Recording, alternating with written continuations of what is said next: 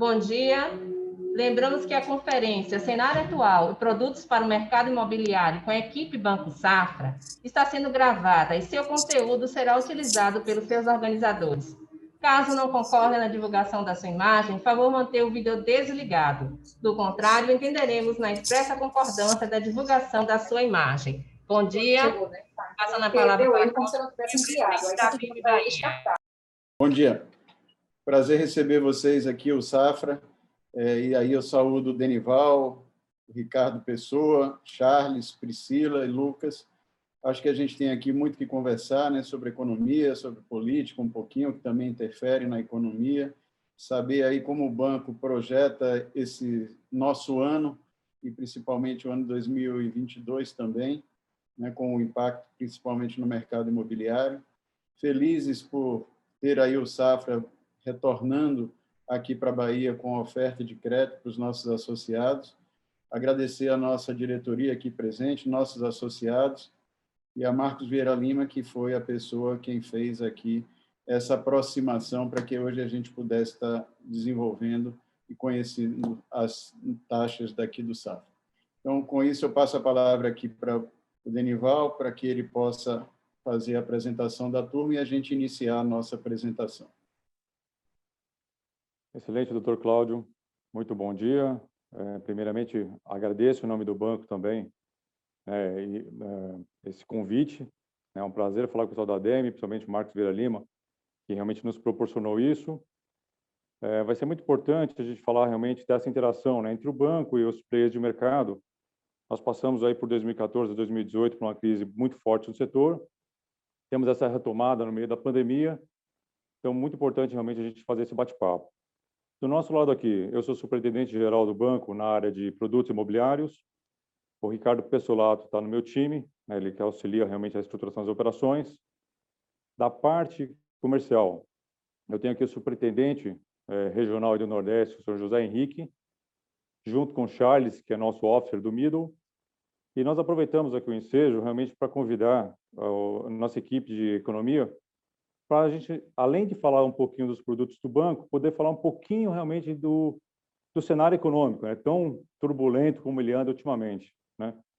Então, eu vou passar aqui para a Priscila, para que ela possa realmente nos ajudar aqui nesse bate-papo e conduzir e falar um pouquinho. Aí, no final, eu volto para a gente falar sobre os produtos imobiliários do Banco Safra.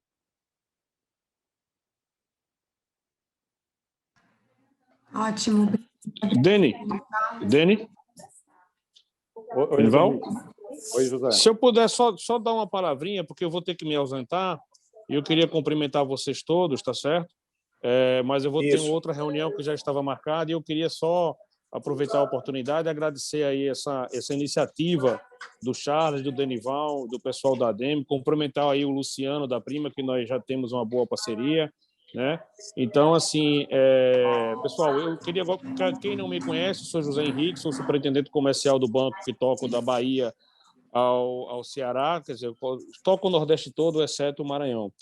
E estamos aí iniciando essa reaproximação aí com o mercado de construção civil, com produtos diferenciados, e eu queria parabenizar pela iniciativa aí do Denival e do Charles, e parabenizar a ADEME, e infelizmente eu não vou poder ficar até o final da conferência, porque eu tenho outra reunião agora às 10h15, tá? Mas me coloco à disposição, Charles e a Carol, que é a gerente-geral aí da praça, têm meus contatos, podem passar para vocês, e espero que esse seja o start de um relacionamento prolongado, e um relacionamento muito parceiro. Tá? Muito obrigado, vou passar agora para a Priscila continuar a palestra dela. Priscila, desculpa a interrupção, tá? Imagina, que é isso, José Henrique. Bom, então, obrigada mais uma vez, em nome do banco agradeço o convite para participar aqui.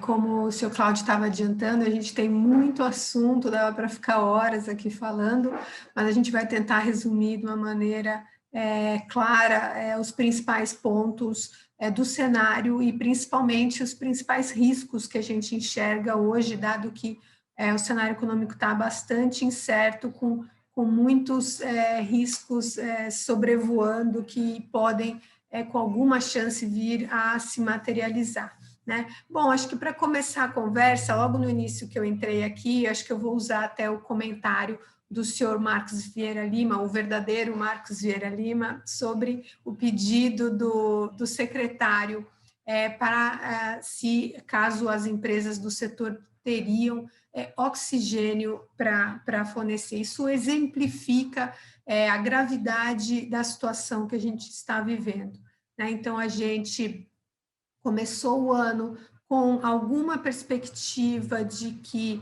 a atividade econômica pudesse seguir no seu processo de recuperação depois do que aconteceu em 2020, principalmente no primeiro semestre, mesmo com o fim temporário, né, do auxílio emergencial e o próximo e o término de outros programas de estímulo que foram anunciados em 2020, a gente tinha, então, essa perspectiva de que, gradualmente, a gente conseguiria seguir no processo de reabertura da economia e, com isso, seguir também gradualmente no processo de recuperação. Mas o ponto foi que a evolução da pandemia, de fato, surpreendeu a todos, embora a gente já tivesse observado, já no final de 2020, uma piora semelhante acontecendo nos países da Europa, mas havia muita dúvida de talvez quão grave seria a situação aqui. Existe toda uma incerteza com relação ao grau de e até de mortalidade dessas novas cepas, mas o que acabou se confirmando foi, você teve uma aceleração extremamente forte da contaminação, dos óbitos, e, ao mesmo tempo, um fracasso na condução do programa, né? Dado que a gente tinha terminado 2020 com aquele anúncio, não, em janeiro teremos vacina. Acho que as pessoas como um todo acreditavam de que ao longo ainda do primeiro trimestre a gente pudesse ter um avanço maior na vacinação. O que se mostrou foi que, a vacina veio, só que numa quantidade infinitamente inferior ao que a gente precisa para, de fato, imunizar pelo menos a parcela de risco da população, que são aquelas pessoas acima de 60, 65 anos, que correspondem à maior parte dos óbitos, né? Então, a gente, combinando essa frustração com o programa de vacinação e a constatação triste, né, de que os óbitos de fato aceleraram, seja porque as cepas novas são mais contagiosas, seja porque as pessoas de fato relaxaram demais nas festas de final de ano e carnaval. O ponto é que hoje a gente já estamos agora no dia 11 de março, com severas medidas de restrição anunciadas em diversos países, e claramente isso já começa a impactar negativamente a atividade econômica, né? Eu trouxe aqui também o Lucas, que é da nossa equipe, ele que acompanha com detalhes, né, com a lupa, o que está acontecendo com a atividade econômica. Lucas, fica à vontade para me interromper a qualquer momento, sempre que você quiser trazer uma nuance, mas o ponto é, a gente tem, então, por um lado, um agravamento da pandemia que vai já, talvez, tirar um pouco do brilho do primeiro TRI, mas principalmente deve comprometer o crescimento do segundo trimestre, dado que a gente vai adentrar abril, talvez só em maio a gente consiga, de fato, ter avançado no programa de vacinação para essa camada da população que eu mencionei, a ponto da gente começar a ver uma redução mais significativa dos óbitos e, com isso, dar segurança para que a gente possa voltar a reabrir a economia e, aí, com isso, permitir novamente que a atividade volte a se recuperar. Obviamente, a expectativa da reedição do auxílio emergencial agora a partir do final de março deve sim dar algum alento, mas vamos lembrar que o que a gente está podendo fazer esse ano é infinitamente menor do que o que foi feito no ano passado, né? Essa expectativa de algo entre 40 e 50 bilhões, a princípio, né? O texto da PEC que está sendo negociado no Congresso nesse momento até coloca um teto de 44 bilhões. Isso aí é menos de um mês do que foi o auxílio emergencial lá no ano passado. Então, assim, vai dar uma ajuda. De fato, o auxílio emergencial no ano passado se mostrou é muito maior do que o de fato seria necessário para compensar a perda de renda, mas, de qualquer maneira, contribuiu para a forte recuperação da economia no segundo semestre, e agora você vai ter uma ajuda, mas muito menor do que aquela. Então, esse é um primeiro ponto.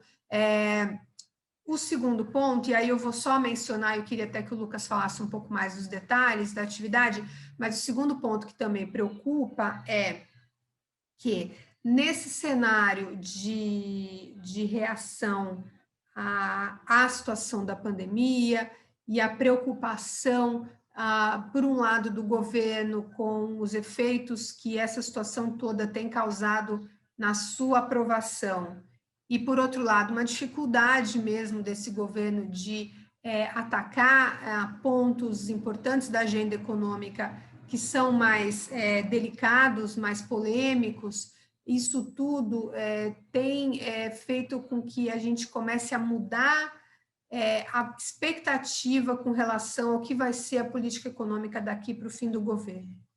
E, então, assim, reflexos disso, a própria atuação do governo nessa emenda constitucional que está sendo discutida para criar o auxílio emergencial, ou seja, tentativas do próprio governo, até meio contrários à iniciativa da equipe econômica de desidratar um pouco o que está sendo proposto em termos de ajuste fiscal lá na frente, e a própria situação de intervenção na presidência da Petrobras, também mais uma sinalização de que a preocupação com relação à aprovação do governo mostra que o governo talvez tenha alguma dificuldade de bancar, talvez, medidas um pouco mais ditas impopulares, entre aspas, mas que vão de encontro que são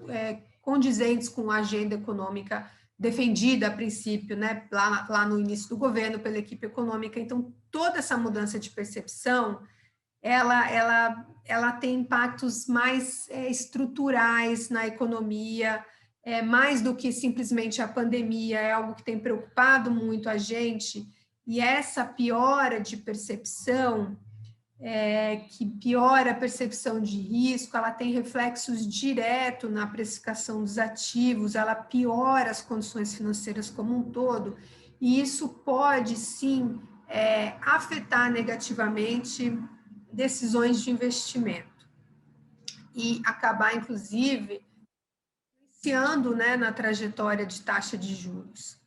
É óbvio que, assim, a gente não está falando de nenhuma quebra estrutural relevante, o governo ainda não abandonou o teto de gastos, nada que talvez fosse levar a uma elevação da Selic muito abrupta, o que claramente teria impactos negativos sobre o setor imobiliário. O que a gente pensa hoje de ajuste da Selic é uma coisa bastante gradual, né?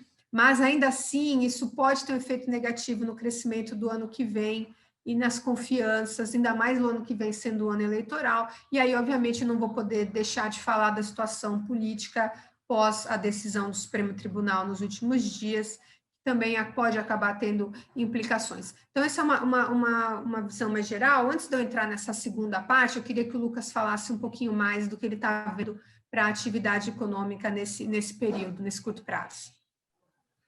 Obrigado, Priscila. Antes de mais nada, bom dia a todos. Um prazer estar aqui conversando com vocês. Acho que a Priscila escreveu muito bem os desafios que a gente tem para a atividade econômica. Eu gostaria apenas de tentar destacar um pouquinho mais alguns dos pontos e tentar contextualizar como que a gente chegou aqui, né? A gente veio de uma crise iniciada lá em 2014 e, apesar de um início de recuperação a partir de 2018, ainda era uma recuperação bastante lenta. Então, é importante ter em mente que o Brasil ainda estava num processo de saída de crise, quando veio algo completamente inesperado, né, que foi o coronavírus, que atingiu não só o Brasil, mas o mundo todo. E a característica da crise do coronavírus, ela é muito diferente das crises habituais que nós estamos acostumados, né? Entrando um pouco no economês, mas sem me apegar a isso, a gente tem dois grandes tipos de choque em economia. O que a gente chama de choque de demanda, que é o que o Brasil viveu ali em 2014, né, com excesso de gastos públicos, uma inflação correndo, o poder de compra da população, a população mais empobrecida, um aumento do desemprego, falta demanda para a economia gerar um crescimento. E um segundo grupo de choque, que é um choque de oferta, que por motivos de suprimento de alguma cadeia, ou, por exemplo, a greve dos caminhoneiros que nós vivemos em 2018, a economia não consegue funcionar por algum motivo. A crise do coronavírus ela é particularmente interessante e mais complicada, porque ela é um choque de oferta, que ele dura por tanto tempo, que você acaba gerando o efeito secundário, que é o choque de demanda, né? Então, a economia tem que fechar ou ficar com medidas mais restritivas. Eu vou voltar nesse ponto também, que acho que é importante deixar alguns conceitos claros, que esse período de restrição da atividade econômica acaba gerando inflação, desemprego e acaba ocasionando o segundo efeito, que é o choque de demanda, tá? E como que os governos, quais são as ferramentas que os governos e bancos centrais no mundo todo têm para combater esse tipo de choque? Tem dois mecanismos, é como se fosse um avião bimotor. Tem um motor fiscal, que são os gastos públicos, que como grande problema do Brasil é um problema fiscal que começou a acontecer em 2009, uma expansão de gastos permanente, então a gente tinha pouco desse motor fiscal, e o motor monetário, que é a taxa de juros, que para o setor de vocês sabem melhor do que eu, é particularmente importante, né? E o Brasil, assim como o mundo todo, usou e muito esses dois motores, essas duas ferramentas. Então, a expansão de gastos por medidas de crédito, o auxílio emergencial, no ano passado, chega a quase 10% do PIB brasileiro. É um valor bem expressivo, muito maior do que a grande maioria dos emergentes, para não dizer todos, só não vou dizer todos porque eu não tenho certeza se foram de todos, mas sem dúvida um dos maiores estímulos, e também um grande estímulo monetário, com taxa de juros extremamente baixa. Então, nesse quadro que a gente é atingido por uma pandemia, mas faz um esforço fiscal e monetário muito grande, o Brasil apresentou uma resposta bastante rápida, né? A gente teve uma recuperação da economia bem interessante. No começo da pandemia, as estimativas para a queda do PIB no ano passado chegaram a bater 6,5% no Focus, algumas casas falando em 10%. Felizmente, no Safra, a gente foi bem mais conservador, a gente não chegou nesses números tão catastróficos, mas ainda assim a gente acabou exagerando um pouco a contração, porque o primeiro cenário era bastante incerto, e com todo esse estímulo, a economia conseguiu reagir rapidamente e cair apenas 4,1%, estando apenas 1% abaixo do nível de 2019. Então, a gente entra numa dinâmica de 2021 com a atividade econômica relativamente bem, tanto que a gente começou a ver uma pressão de preços para além daquelas típicas de câmbio alto, de aumento de percepção de risco, de aumento do preço das commodities. O setor de vocês sofreu bastante com a inflação, né? O custo da construção civil foi algo que aumentou talvez como nunca antes, acho que vocês têm essa percepção melhor do que a gente, só que a gente inicia o ano de 2021 com uma dinâmica positiva. E aí vem os dois grandes problemas que a Priscila destacou. O primeiro é a doença. A gente não pode medir as palavras, nós estamos no pior momento da pandemia no Brasil, foi o recorde do número de mortes, a situação do oxigênio, muito bem lembrada pela Pri do comentário do Marcos, é uma evidência disso. Então, a gente está com um quadro da pandemia muito complicado, e aí isso, sem dúvida, ele acaba tirando um pouco do crescimento. A questão aqui é aquele choque de oferta, é algo que você não tem muito como combater ele, e aí, voltando para esse ponto, o trade-off, a escolha, não é entre fechar e não fechar a economia, né? A escolha é entre fechar e colapsar o sistema de saúde. E aí foi particularmente interessante, né? Muito triste, mas interessante o caso de Manaus, porque o Banco Central fez uma estimativa e durante o colapso do sistema de saúde de Manaus, a economia da cidade caiu para um momento pior do que abril do ano passado, que foi o momento mais crítico da pandemia. Ou seja, o colapso do sistema de saúde, ele é muito mais danoso do que medidas restritivas. Então, quando a gente entra nesse quadro que se faz necessário essas medidas de restrição, no fundo, a gente está tentando evitar o impacto ainda mais severo. Então, a gente fez alguns exercícios econométricos, e a fase mais restritiva, ela tira cerca de 0,2% do PIB a cada 15 dias, enquanto o colapso do sistema de saúde tira 1% do PIB a cada 15 dias, ou seja, o efeito é 5 vezes maior, né? Então, é um desafio gigantesco dos administradores públicos de tentar flexibilizar ao máximo a atividade econômica, porque a gente sabe o quanto isso é importante para emprego e para empresariado, mas de forma alguma correndo o risco de atingir esse colapso, né? Então, a gente está nesse momento bem crítico de março, a gente viu uma atividade econômica performando bem até fevereiro e com um risco muito grande da gente cair no cenário mais desastroso, que seria o eventual colapso do sistema de saúde. Então, primeiro, essa pressão, que ela é pontual. A gente aprendeu, vendo as experiências globais, que o choque de oferta do coronavírus ele não é tão duradouro, né? A crise de 2020 com o coronavírus parece ser muito mais curta do que se pensava no passado. As estimativas de crescimento do PIB americano, por exemplo, evidenciam isso, né? Então, a gente tem ali um retardo da recuperação, mas algo que pode ser superado.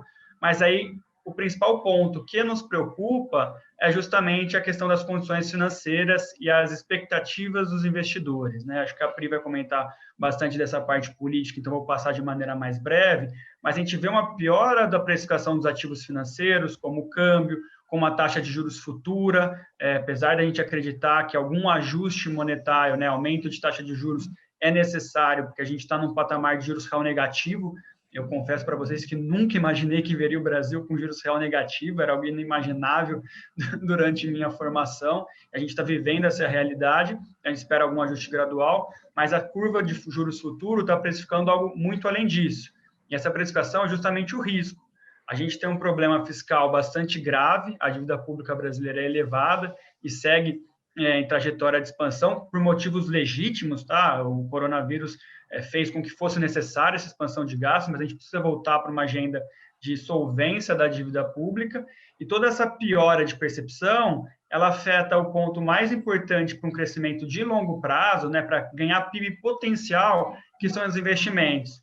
Porque tem esses dois conceitos, eles são similares, mas a origem é muito diferente, né? Para o Brasil poder crescer de forma sustentada ao longo do tempo, o nível de investimento é um ponto fundamental. E a gente sabe que a decisão de investimento, ela requer, confiança, e 2, condições financeiras. Então, a gente entra num cenário de condições financeiras mais apertadas e com risco muito grande para os indicadores de confiança. Na verdade, a gente já vê uma queda relevante dos indicadores de confiança, e esse é só o começo do processo. Então, o resumo dessas forças que eu estou falando para vocês é que a gente vai ter uma perda de PIB pela pandemia, mas que pouco me preocupa. É claro que é ruim, mas pouco me preocupa, ela só retarda um crescimento. E um segundo ponto, que é esse ambiente político, acho que, se eu não me engano, foi o Cláudio que comentou na fala inicial, né, que tudo acaba se resumindo em política. Nesse momento, para mim, é muito evidente esse ponto que você comentou, que a gente acaba entrando num cenário muito desafiador de conseguir confiança do empresariado, retomada dos investimentos. O setor de vocês é um que demanda muito investimento, né, tanto que vocês tiveram esse momento positivo mesmo durante a pandemia. Então, a gente entra num cenário bem desafiador. Então, são essas duas forças que estão trabalhando aí, infelizmente, negativamente para a atividade econômica. Obrigada, Lucas. Eu queria emendar a discussão agora no cenário de inflação, que vai, obviamente, determinar a nossa expectativa com relação à taxa de juros, né? Alguns pontos. Primeiro, quando a gente tem uma recessão, né, geralmente é um cenário de, como o Lucas falou, né, um choque de demanda e inflação para baixo, né?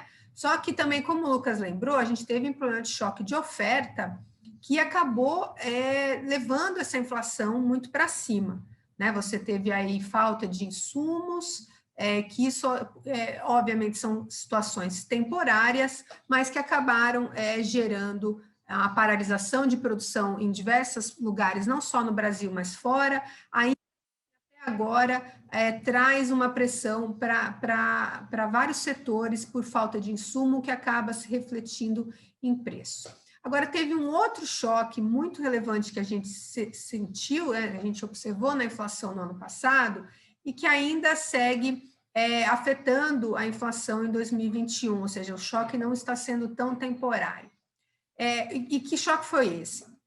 Quando a gente tem, o Brasil, por ser um país exportador de commodities, geralmente, quando você tem um forte aumento de preço de commodities, a reação da taxa de câmbio brasileira, ela é favorável, né? Porque a gente automaticamente exporta muito commodities, então teria então um reflexo na entrada de dólares, uma percepção mais positiva com relação à economia, né, que tem um impacto positivo sobre a atividade. Isso geralmente significava um movimento de apreciação da moeda. Então, se você fosse pensar no preço das commodities em reais, né, você não teria, então, um aumento tanto assim, né, tão grande assim, porque o preço em dólar subiu, mas o real apreciou, então você teria um preço em reais mais contido. O que aconteceu no ano passado foi, né, o que a gente chama de tempestade perfeita, ou seja, com o início do processo de recuperação das economias globais, que fez com que aumentasse a demanda por commodities, e também por questões de oferta, talvez no caso de metálicas e algumas outras commodities, você teve um aumento muito forte do preço das commodities, mas que não se refletiu numa apreciação do real, porque o real, por mais que, né, nós somos um país exportador de commodities e que acaba tendo, deveria ter esse efeito positivo na taxa de câmbio, a taxa de câmbio sofre influência de outros pontos também, que no atual momento, tanto no ano passado como agora, tem jogado contra a um movimento de apreciação do real, né? Em primeiro lugar, tem toda uma discussão da queda do diferencial de taxa de juros, né? Como o Lucas lembrou, a gente está com uma taxa de juros real negativa, né? E como o Brasil tem um histórico muito grande de taxa de juros elevadas, o real sempre foi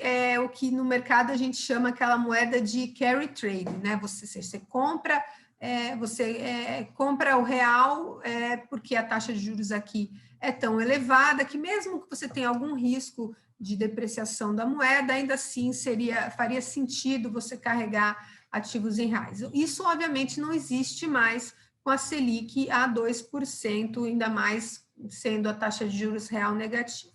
Mas, na nossa opinião, sim, isso explica talvez um pedaço. O grande fator que hoje faz com que o real seja a moeda que mais sofre no país é justamente uma preocupação com o cenário político /fiscal. Né? Se você não tem... a gente veio, desde a época do governo Temer, tentando consertar a casa, o estrago que foi feito nos anos anteriores, que gerou um crescimento descontrolado da dívida pública. Né? Trabalhamos aí muitos anos em torno da discussão da reforma da Previdência, que foi um grande passo nesse sentido. Tivemos a criação da regra do teto de gastos, que também foi um grande passo, mas o que ficou claro nos últimos anos, né, é que assim, essas reformas não foram suficientes para você, de fato, trazer para baixo a trajetória de dívida pública, isso mesmo antes da pandemia, né? Agora a gente teve uma situação agravada pela pandemia, a dívida pública voltou a crescer muito, mas independente disso, você ainda tinha que avançar em algumas reformas que ajudassem a conter o crescimento do gasto público obrigatório, para que futuramente você conseguisse trazer essa dívida pública para baixo. E o que a gente tem observado, como eu iniciei na nossa conversa, é uma dificuldade desse governo de fato, avançar nessa agenda, seja por uma dificuldade da equipe econômica de focar nas medidas de fato necessárias para que isso aconteça, ou seja, uma agenda que tem ficado, acho que talvez um pouco aberta demais e não tem conseguido apresentar, de fato, propostas bem desenhadas, bem amarradas, tanto economicamente, mas politicamente, para que possam ser aprovadas, e uma dificuldade, talvez, como eu mencionei também, do executivo de uma falta de vontade, talvez, de tocar o dedo em algumas feridas, né? A questão dos servidores públicos, que deveriam ser, talvez, o próximo grande movimento a ser atacado para você conseguir conter o crescimento do gasto obrigatório. E a gente tem observado justamente dessa PEC que está sendo discutida agora para a recriação do auxílio emergencial, a dificuldade que o governo tem de fato, enfrentar essas pressões. Então, essa piora de percepção tem contribuído para que o real fique mais depreciado que a média dos emergentes. E aí a situação de troca no comando da Petrobras, que também sinaliza um risco de alguma interferência do governo em políticas de preço. Então, tudo isso combinado tem feito com que o real sofra muito mais. E óbvio que também tem a questão do cenário internacional, que eu já vou mencionar um pouquinho, mas, de qualquer maneira, se a gente comparar o Brasil com outros emergentes, a gente foi o que mais sofreu.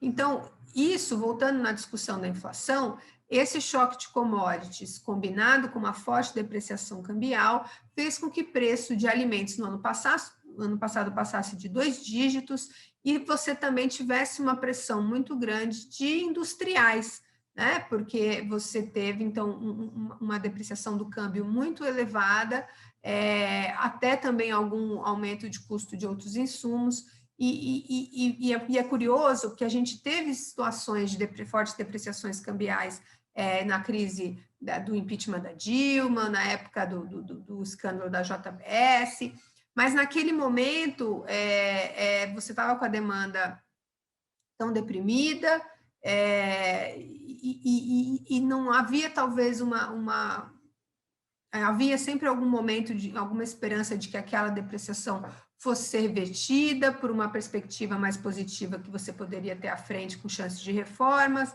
e que isso acabou não se traduzindo na inflação. Até havia uma grande discussão entre os economistas, né, que o repasse do câmbio para a inflação havia morrido. Bom, não é verdade, o repasse da inflação para o câmbio, ele não morreu, ele está aí. A partir do momento que você tem, primeiro, alguma demanda, né, ou seja, se você vê espaço na demanda para repassar, você enxerga esse repasse, e também esse repasse ele não é linear, né, chega a partir do momento onde o câmbio ele subiu tanto que não tem mais como você segurar esse repasse, mesmo que você tenha que perder alguma demanda. Foi o que a gente acabou acontecendo no ano passado. E é curioso também a gente olhar a inflação. Se a gente desagregar a inflação no ano passado, o que a gente observou? Então, um choque muito grande de alimentos, como eu mencionei, e uma inflação de serviços muito deprimida, porque justamente da pandemia você não consumiu serviços, e por outro lado as famílias redirecionaram o consumo dela para o consumo de bens. Então, havendo essa demanda por bens, quando você tem um choque de custos, né, por conta do câmbio, você acabou tendo os formadores de preço enxergaram espaço para você repassar para o preço final. Então, isso foi o que aconteceu no ano passado. O que está acontecendo agora? Bom, algo semelhante. O commodity segue num patamar bastante elevado, não deve, obviamente, sofrer o mesmo choque que no ano passado, mas também não deve devolver esse preço, e, por outro lado, o câmbio segue depreciando por conta de todo esse cenário político-fiscal que a gente vem descrevendo, e a própria incerteza com relação à evolução da pandemia no Brasil, dado que a vacinação está andando muito devagar. Então, conclusão, você vai ter mais uma vez uma inflação mais pressionada esse ano, por conta dessa pressão de câmbio, que também tem afetado a questão de preços administrados, com destaque aí para preço de combustíveis, né? Nesse cenário, o que o Banco Central vai fazer? O Banco Central olha para um lado e fala, poxa, atividade, estou um pouco preocupado, tem a questão da pandemia, mas, por outro, ele está vendo essa inflação ficar acima da meta. Lembrando que a meta de inflação tem sido reduzida, ela hoje, esse ano, ela está em 3,75, e a gente está agora revisando a nossa inflação desse ano para 4,30, ou seja, uma inflação bastante acima da meta, né? O Banco Central, quando ele enxerga a inflação subindo por conta de um choque, ele, a princípio, ele não tem muito o que fazer, né? Ou seja, um choque de câmbio, ele não tem como impedir que isso passe para a inflação. Agora, o Banco Central precisa, sim, impedir que esse choque inicial se propague para os outros preços da economia. Então, por exemplo, você teve a gasolina aumentando 15%, né? Suponha, por conta de um choque de câmbio, ele não tem o que fazer, mas ele pode sim impedir que esse aumento de custo, que o aumento da gasolina vai gerar para todos os outros preços, que ele chegue na inflação final. Então, o Banco Central ele precisa, de alguma maneira, agir. Segundo ponto, o Banco Central precisa manter o que ele chama de expectativas ancoradas. O que quer dizer isso? Ele precisa, para ele manter a credibilidade dele, ele precisa fazer o mercado acreditar que a inflação que não vai disparar, que ele não vai perder a mão da inflação. Isso pensando mais, olhando 12 meses à frente, não tanto no curto prazo. Né? E para ele manter, então, a crença de que ele não vai perder a mão da inflação, ele precisa fazer alguma sinalização na taxa de juros. E por fim, talvez, eu acho que eu devia até ter começado por esse comentário, mas assim, o Banco Central, quando ele levou a taxa de juros lá de 4,5%, 4,25% para 2%, foi algo visto como algo, de fato, extraordinário por conta da pandemia. Né? Então, assim, foi algo extraordinário. O que aconteceu é que no começo do ano, ele falou, olha, já estamos saindo da pandemia, embora agora de janeiro para cá a situação tenha piorado bastante. Mas a mensagem que o Banco Central quis passar é falar, olha, em algum momento esse ano, a gente vai ter que retirar esse estímulo extraordinário que foi concedido ao longo de 2020, ou seja, voltar com essa Selic mais para próximo de 4%, né? 4 e pouco. Porque isso, de fato, foi algo extraordinário, a gente precisa voltar para algo mais normal. Mas a Selic a 4%, ela ainda é uma Selic bastante estimulativa, né? A 5%, abaixo de 6%, na estimativa dos economistas, a Selic ainda é uma Selic bastante estimulativa. Então, a ideia do Banco Central não é retirar todos os estímulos monetários, mas simplesmente retirar aquele estímulo extraordinário que foi concedido. Então, lá em janeiro, ele já sinalizou que provavelmente em algum momento esse ano, ele iria começar a subir juros. Num primeiro momento, a gente achava, bom, ainda tem uma dúvida com relação à pandemia, a atividade ainda tem um grau de ociosidade muito grande, a inflação esse ano, a parte de pressão de industriais que a gente observou em 2020, ela deve devolver um pouco. Então, num primeiro momento, a gente acreditava que essa alta de juros viria a partir de agosto, né, no segundo semestre, algo que seria feito de maneira bastante gradual. O que aconteceu de janeiro para cá foi que essa piora dessa percepção de risco por conta do cenário político e fiscal fez com que o câmbio depreciasse muito mais e piora de condições financeiras, fazendo com que as projeções de inflação se desgarrassem da meta. Então, por conta desse movimento, ou seja, e começando a criar um risco de você contaminar o cenário do ano que vem, né? No ano que vem, porque assim, a política monetária, ela atua com defasagens, né? Então, assim, o que o Banco Central está fazendo, por exemplo, hoje, na taxa de juros, ela vai ter um efeito na atividade mais para o fim do ano, né? Então, assim, daqui a pouco, daqui 2, 3 meses, toda a decisão de política monetária, de taxa de juros, ela vai impactar 2022, né? Então, o Banco Central ele precisa ter certeza de que ele não vai perder a mão da inflação, não vai, né, no jargão dos economistas, as expectativas de inflação não vão desancorar da meta lá no longo prazo. Então, por isso, ele talvez vai ter que agir mais cedo. O mercado financeiro, que é bastante bipolar, né, assim, a precificação das curvas de juros já estavam precificando alta de 75 pontos, quase 100 pontos, né, porque eles embutem também medidas, prêmios de risco, né, nessa precificação, que eu acho que também não é o caso, né? O próprio Banco Central, nas últimas, a gente teve uma conversa recente lá com os diretores, até nas falas em eventos para o mercado financeiro recente, a visão deles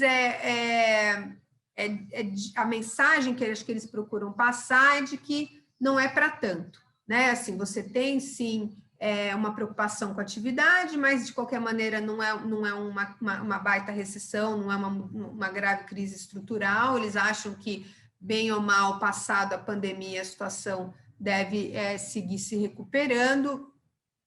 A inflação, por outro lado, eles também não enxergam um problema estrutural de aceleração da inflação, eles enxergam, de fato, que são choques, obviamente, esses choques estão não sendo tão temporários quanto eles imaginavam, mas, de qualquer maneira, são choques. Então, não é que a economia brasileira não precisa passar por um choque de juros, longe disso, tá?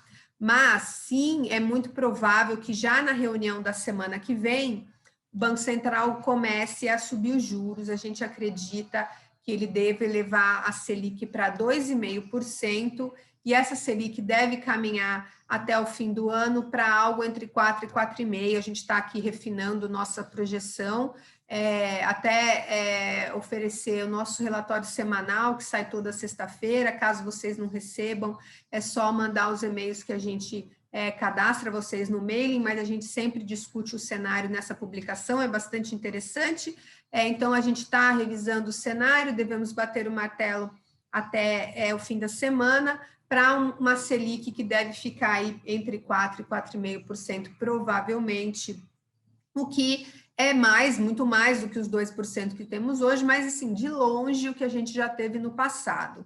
Agora, essa Selic, ela pode ir um pouco mais se, de fato, tiver, sim, uma piora muito grande na percepção com relação ao futuro da política econômica do governo. E aí, até tentando terminar aqui, porque, infelizmente, daqui uns minutinhos eu vou precisar sair, mas eu acho que está acontecendo, o que aconteceu nesse cenário essa semana, com a decisão do ministro Fachin de anular o processo, né, que condenou o ex-presidente Lula, tornando, então, o ex-presidente elegível mais uma vez, veio antecipar muito uma discussão que, né, talvez fosse acontecer só no ano que vem, com relação à disputa eleitoral, e ela pode ter diversas implicações, e hoje, de fato, é difícil a gente afirmar com segurança para que lado o cenário vai caminhar, porque, por um lado, o presidente Bolsonaro ele já apostava numa polarização como algo positivo para ele, né? Ele sempre procurou deixar viva essa polarização com a esquerda, seja na agenda de costumes, seja em momentos, por exemplo, como esse, por exemplo, da troca da presidência da Petrobras. Ele tinha, sim, uma preocupação em manter a sua popularidade elevada, e essa coisa da polarização é algo que ele procurava manter vivo até 2022, porque ele acha que nesse cenário, e os analistas tendem a confirmar, seria muito fácil ele se reeleger. Óbvio, né, que também depende muito do que vai acontecer com a economia daqui para 2022, porque a gente sabe que, né, aumenta muito a chance de reeleição de um governante se a economia está minimamente vindo bem. Agora, o fato do nome, né, dessa polarização ser o Lula, talvez mude um pouco o cenário, porque o presidente ele pode ter duas reações nesse momento. Ou ele vai continuar tendo arroubos populistas para justamente tentar manter a sua popularidade elevada, principalmente nas camadas onde ele conseguiu avançar, camadas que originalmente seriam talvez um eleitorado da esquerda, do Lula, do PT. Ele conseguiu avançar um pouco nessas camadas com a criação do auxílio emergencial. Então, talvez a própria decisão, o próprio incômodo, por exemplo, com o preço de gás de cozinha e combustível, seria talvez uma tentativa de não perder essa popularidade. Então, isso é uma possibilidade. A outra possibilidade é ele voltar para a polarização original, falar, não, eu sou aqui o defensor da agenda econômica liberal, que pode promover, de fato, um crescimento sustentável da economia. É difícil apostar para que lado ele vai pender, e existe até o risco dele continuar no meio do caminho, que é o que acontece agora, né? Assim, eu acho que o governo nunca vai abandonar totalmente a agenda liberal, porque eu brinco assim, o Brasil vive caminhando na beira do precipício, mas ele não pula, né? Então, assim, ele sabe que ele não pode pular, ele sabe da importância de manter o Paulo Guedes no governo, então, assim, chega lá na beira do precipício, ele recua, mas, ao mesmo tempo, a gente viu aí algumas ações do próprio governo agora, recentemente, tentando defender alguns pontos, talvez, de uma agenda mais populista. Difícil saber a nuance para que lado ele vai pender daqui para 2022. Por outro lado, o Lula, até ontem observando o discurso dele, ele sabe que primeiro, ele não quis nem se comprometer ao fato de fato, se lançar candidato, né? Pela primeira vez até admitiu que talvez o PT não necessariamente tenha cabeça de chapa, o que eu acho difícil, mas, de qualquer maneira, deixou em aberto. Mas ele sabe que ele só seria competitivo se ele fizesse um movimento para o centro, né? E passasse uma mensagem de estabilização, que foi o que elegeu ele lá atrás, né? Então, essa talvez seja a postura.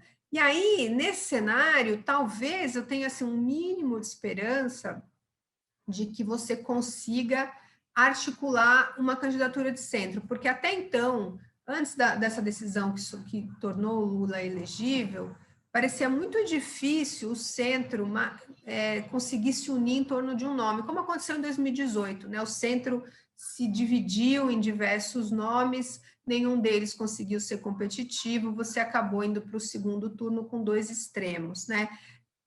Parecia muito que a gente estava caminhando para um cenário muito parecido com esse em 2022, mas pode ser que talvez essa decisão de fato trazer o Lula de volta para o jogo possa ser talvez a única coisa que fizesse de fato o centro tentar se unir em torno de uma alternativa. Mas o ponto o presidente Bolsonaro, eu não queria terminar agora, só avisar um pouquinho que vou atrasar um pouquinho a minha outra reunião, só para a gente poder ficar aqui mais um pouquinho. Eu realmente acho que, assim, o cenário...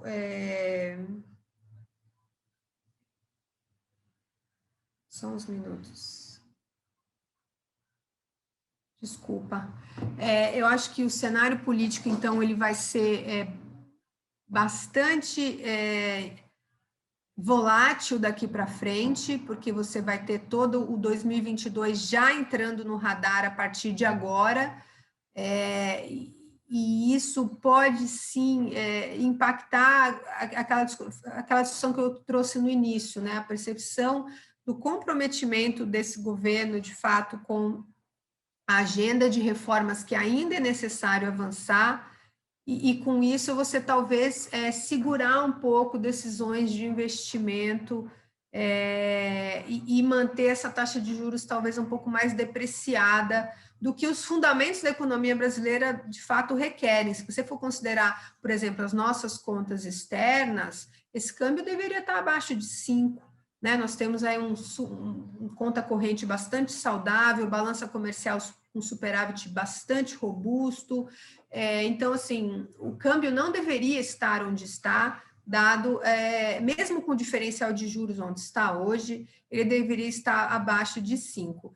Só que, se de fato a gente continua com esse cenário político mais conturbado, é mais provável que esse câmbio fique aí algo entre acima de 5, mais próximo a 5,30, 5,50, e todas essas implicações que eu descrevi, né? Uma inflação mais pressionada, o central tendo que subir os juros um pouco mais rápido do que a princípio poderia ser, e essa piora de percepção de risco que talvez impacte o ritmo de crescimento no ano que vem, né? E aí até eu vou ter que sair daqui a pouquinho, peço desculpas, mas aí o Lucas pode até falar um pouco mais, né, Lucas, da nossa visão para o PIB de 2022, nesse cenário todo que eu descrevi. Eu só, antes de eu passar de novo a palavra para o Lucas, eu não sei se alguém gostaria de fazer alguma pergunta específica.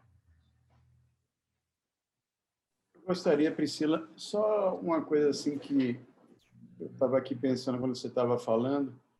a gente tem um crescimento da inflação e, ao mesmo tempo, a gente tem uma redução do consumo, né? Então, isso é uma coisa que tem me intrigado, até porque que essa inflação continua subindo tanto, mesmo com essa variação do dólar. A taxa de projeção aí da Selic esse ano é realmente 4, 4,5, parece que para o ano que vem em torno de 5 a 5,5, né? Sim. Com um PIB de 2,5 para 2022, não é isso? Mais ou menos o que está aí. Então, a gente teria 2021 na casa aí dos 3, 3,5, depois caindo para 2022 para 2,5. Então, a gente precisa lembrar, senhor Cláudio, que assim, o Brasil tem uma série de problemas estruturais, e esses problemas não foram embora, né? Então, se a gente fosse olhar antes da pandemia, o Brasil estava com muita dificuldade de crescer acima de 2%.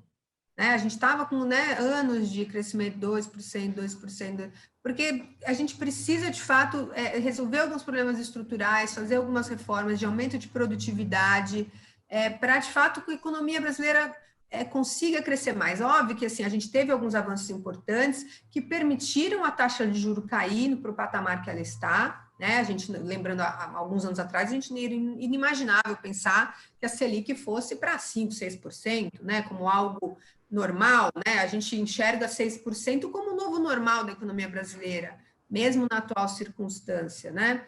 A gente não enxerga a economia brasileira na atual circunstância, voltando para uma Selic de 14%. Isso não é um cenário que a gente acredita.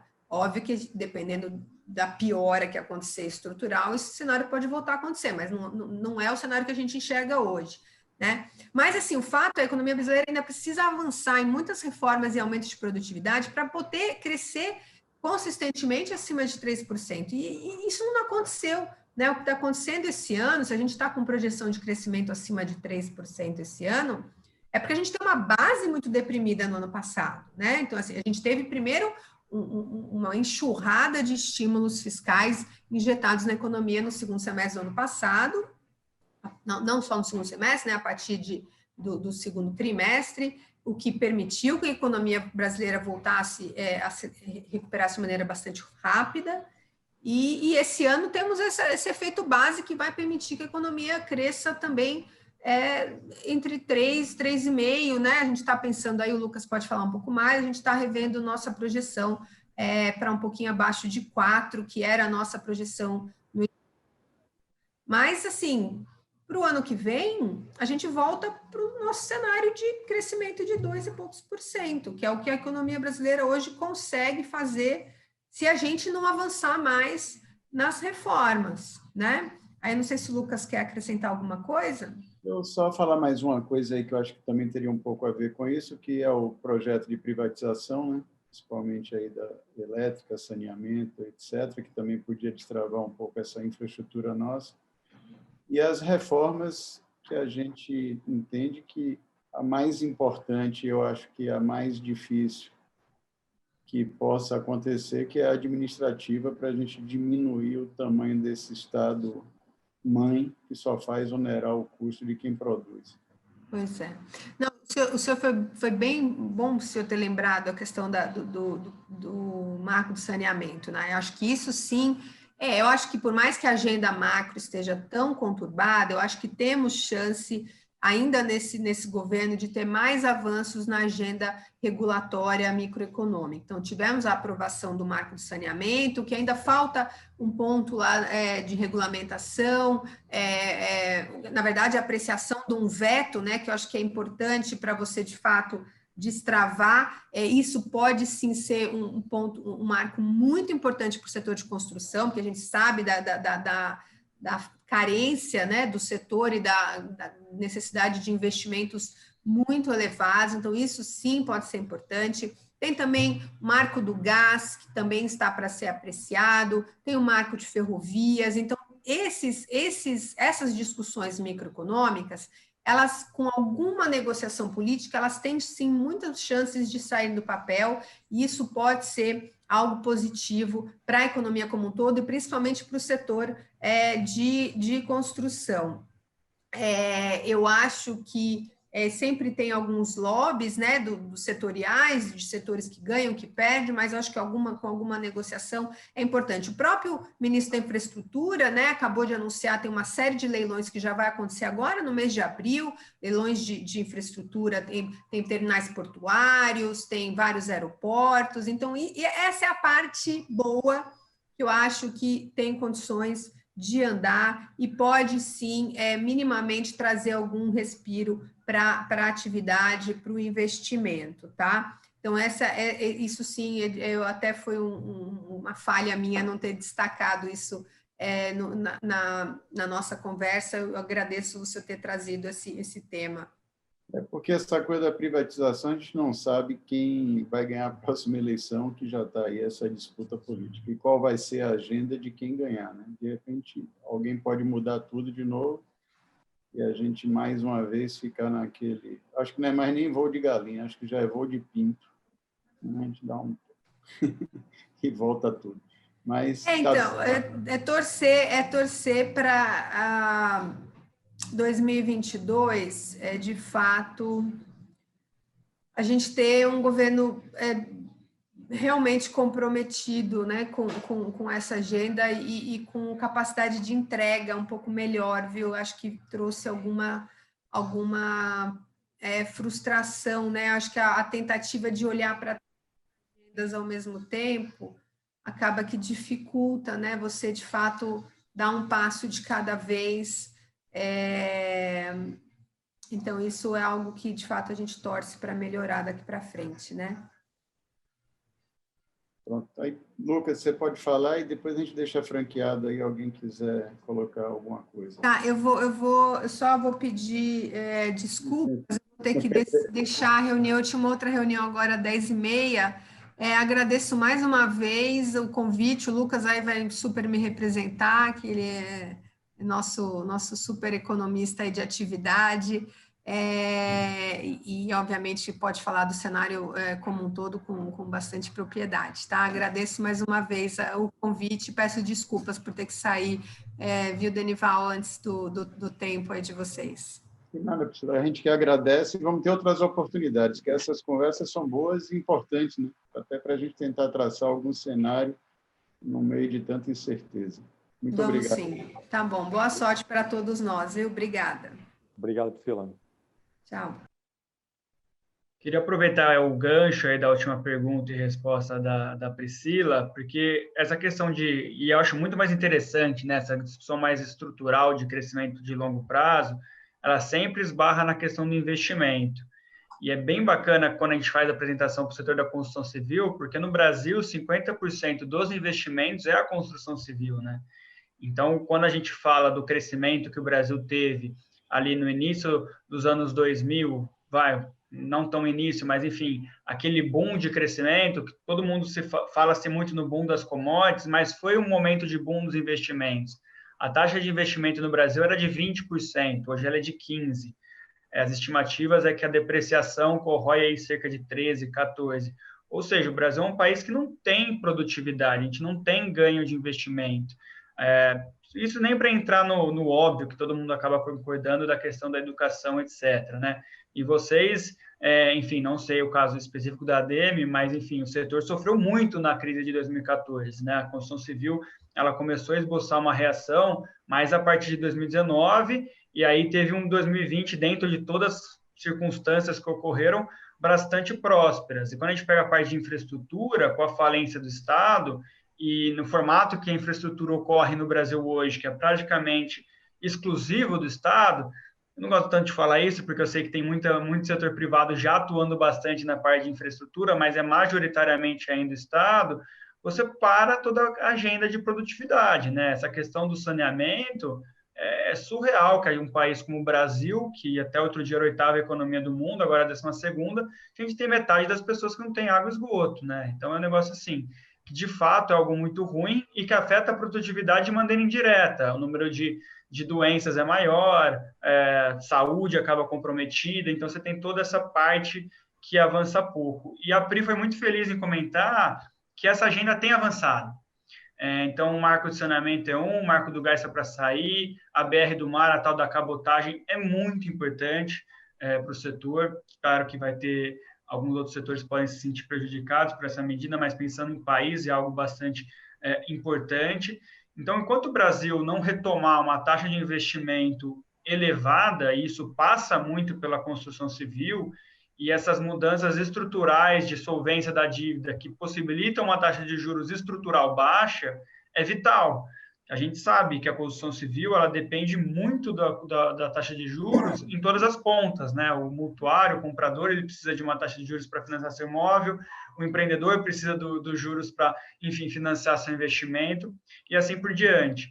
Então, com todos os precalços e essas dúvidas políticas, o Brasil é um país que emoção não falta, né? A gente sempre tem muito assunto, muita novidade. Eu sou relativamente otimista com o cenário de longo prazo do Brasil, com muitos solavancos, mas porque eu acho que a gente tem avançado em algumas medidas importantes e essa agenda de investimento ela deve avançar cada vez mais. Então, acho que a gente tem a condição de, no médio e longo prazo, voltar para uma taxa de investimento de algo como 20%. Lembrando que os outros emergentes é algo como 25%, então 20% ainda é um número ruim. Mas eu vejo um cenário relativamente positivo para o setor de construção civil. É claro que o sair dessa crise vai ser importante, porque a renda também é fundamental para poder alavancar esse setor, mas a gente ainda vê um cenário relativamente construtivo. Acho que a principal mensagem aqui, tem até uma frase do Ariano Suassuna, que eu gosto muito, né, que ele fala que o otimista é um tolo, o pessimista é um chato, o bom mesmo é ser um realista esperançoso, né? Então, a gente tem aí um cenário bem difícil, tem que ser realista, mas tem saídas para a gente sair desse cenário com uma situação econômica possível de ter um desempenho positivo. E acho que o último ponto que não foi comentado e que eu acho que vale a pena destacar naquela série de impulsos fiscais e monetários que o Brasil é evidente, o mundo todo fez. O pacote fiscal dos Estados Unidos é de 1,9 trilhões de dólares, é o segundo pacote. Então, a gente tem um mundo com muita liquidez e baixo prêmio de risco, baixas taxas de juros. Ou seja, passada a pandemia, e eu sei que é uma premissa até que forte, né? Porque a gente tem falado que a pandemia ia durar 2 meses, aí 3 meses, aí 1 ano, e aí novas cepas, então a gente ainda não sabe ao certo se de fato ela vai acabar, mas a gente tem que trabalhar com esse cenário, né? Até porque se não acabar, alguma coisa vai ter que ser feita em relação a isso. Se o Brasil não tiver perdido esses bons fundamentos, que é uma perspectiva de dívida saudável, ele é um ótimo candidato para receber todos esses recursos internacionais, porque vai sobrar dinheiro na praça, isso é fato.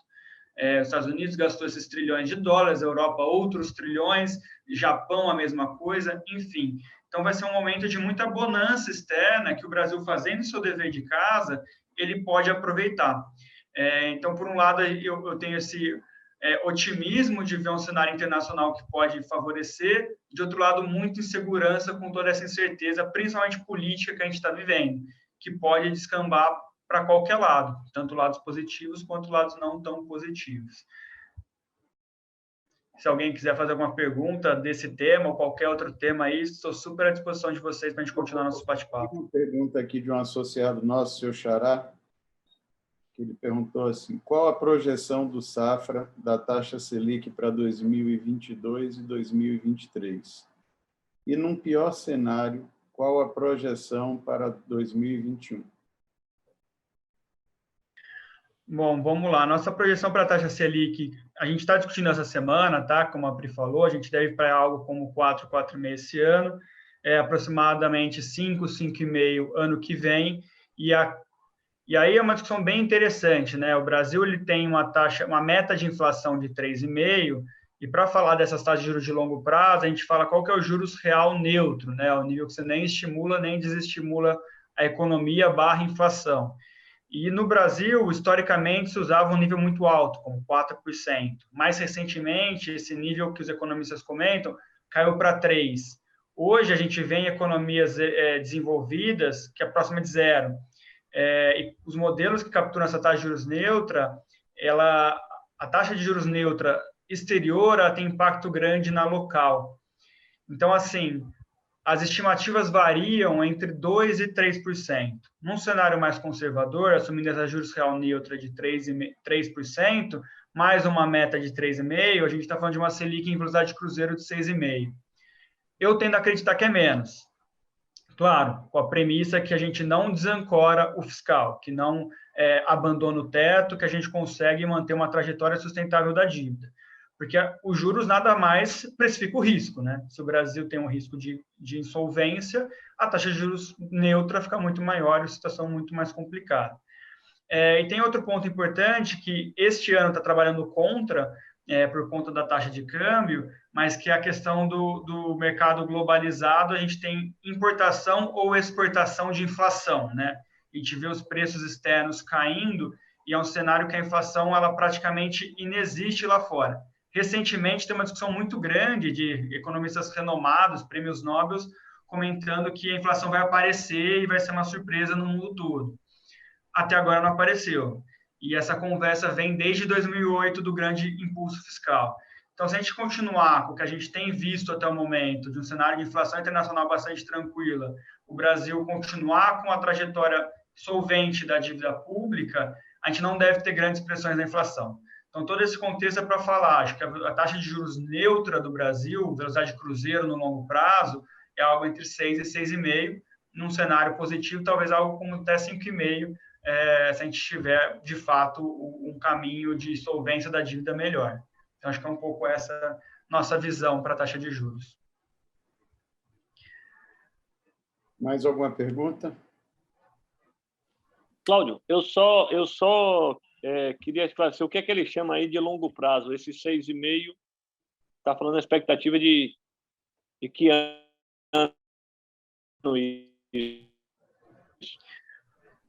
Então, Marcos, quando a gente fala de longo prazo, normalmente, na verdade, assim, na academia, longo prazo é 10 anos. Para o mercado, longo prazo, 2 anos já é longo prazo, tá?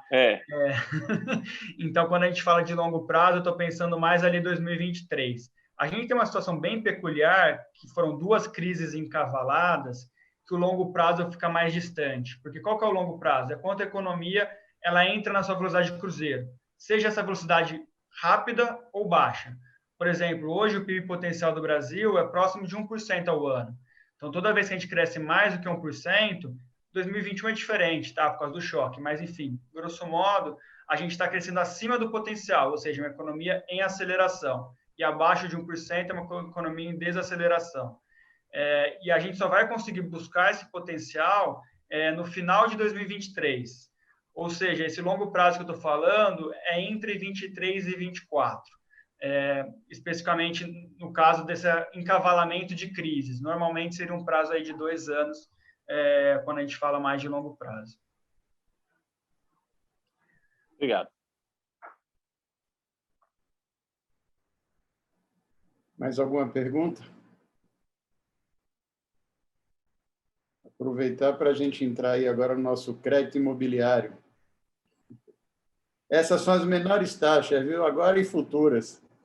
Agora o Denival vai contar as notícias boas. Pessoal, muito obrigado aí pelo tempo de vocês. Eu também vou me despedir e até uma próxima. Foi um prazer conversar com todos vocês. Excelente, muito obrigado. Obrigado. Doutor Cláudio, obrigado aí mais uma vez. Eu acho importante realmente ter trazido o pessoal de economia, né, fazer esse update, porque toda hora que a gente liga a televisão, a gente toma um susto. Às vezes não precisa nem ligar a televisão, né? Durante o dia, a gente já toma um susto aqui com a bolsa, com tudo que acontece. Então, achei muito realmente interessante trazê-los aqui, né, para os seus associados também, escutar um pouquinho a visão do banco. Hoje, nosso economista-chefe é o Joaquim Levy, né, acho que é um economista que dispensa apresentações. Então, realmente, o banco está muito antenado. E depois, a gente pode combinar uma forma de vocês receberem esses reportes que eles fazem, né, os seus associados também da ADEME. Muito interessante para fazer esse acompanhamento, tá? E Cida vai passar para vocês o e-mail para que a gente possa passar a receber e ela distribuirá para todos os associados. É bom, Excelente. muito bom. Excelente. Bom, vou pedir um apoio agora da Cida, que eu mandei uma pequena apresentação, né, só para falar um pouquinho do produto aqui. É coisa rápida, mas acho que visualmente fica melhor para a gente seguir. Cida, você consegue disponibilizar, por favor? Sim, um instante. Claro.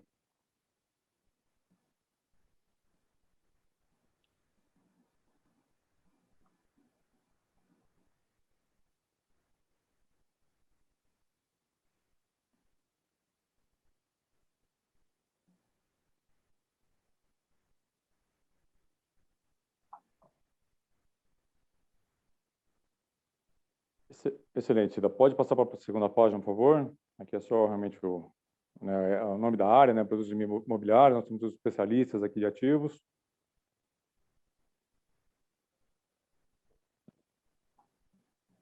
Falando um pouquinho do Safra, né, só para atualizar, é um banco, né, um conglomerado que está em mais de 26 países, continuamos sendo o quarto maior banco privado do país. No último balanço agora, um lucro líquido de 2 bi, uma liquidez de 47,2 bilhões, carteira de crédito expandida de mais de 127 bilhões também, e dentro do nosso conservadorismo, né, um índice de atraso de 0,8%. Isso a gente mede um atraso superior a 90 dias. Então, assim, mesmo com todo o tamanho do banco, a gente ainda segue muita doutrina, né, dos nossos acionistas aqui, né, na questão de crédito, né, e conservador, para preservar nossos investidores. Pode seguir, Cida. Esse aqui é um pouquinho da cara do nosso time, né, o time de crédito imobiliário. Eu estou no banco aqui, né, há 19 anos, sou engenheiro civil, nós montamos a tese de crédito imobiliário, o financiamento e a produção. Em 2006 foi o primeiro, aí em 2008, que realmente a coisa engrenou, que a gente começou a fazer bastante coisa. Eu estou embaixo da estrutura do Ricardo Leite, que é o meu diretor. Então, embaixo dele também ficam os outros produtos, fica ativo de longo prazo, fica câmbio, agronegócios e fiança. Então, hoje no banco tem realmente essa equipe de especialistas, né, que quando eu vou conversar com o setor, né, se eu estou vendendo um plano empresário para algum associado de vocês e tiver a necessidade de ter uma operação de câmbio, uma operação de fiança, eu posso aqui facilmente falar com meus pares para que a gente possa realmente entender a necessidade de atendê-los. Na equipe aqui de especialistas tem o Rodrigo, né, que está comigo há 4 anos, o Ricardo Pessolato há 3 anos, todos já com um grande know-how de outros bancos.